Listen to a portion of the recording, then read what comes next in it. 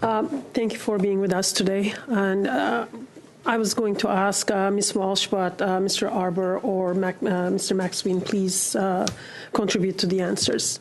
So the Canadian companies have been using offshoring, that is development outside of Canada. The Critical Cyber Systems Protection Act, Part 2 of Bill C-2, establishes a fundamental requirement for designated operators who manage vital services such as telecommunications, banking, and energy to mitigate supply chain and third-party risks.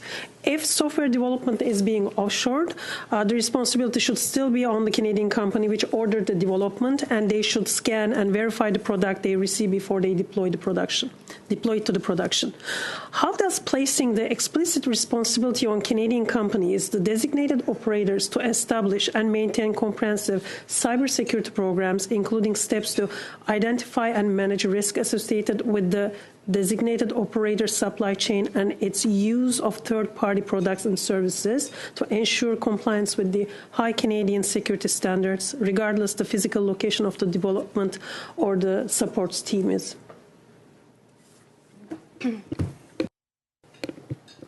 Thank you very much for the question. So I think this gets to a really important aspect of the bill.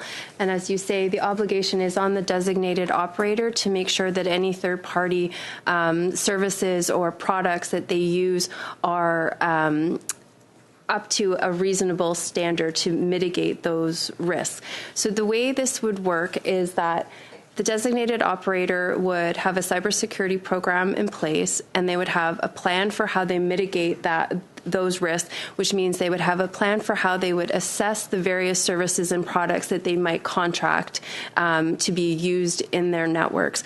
There's advice and guidance that comes from the Cyber Center, and they can use that advice and guidance to understand how best to identify the products and services that will maintain the safety and integrity of their network. And one element of this that will, I think, help the cybersecurity ecosystem writ large is that it means that the, companies that are selling their products and services to critical infrastructure will have to make sure that that their products are secure by design and that they're not sort of rushing to market and fixing potential flaws after the fact. Thank you.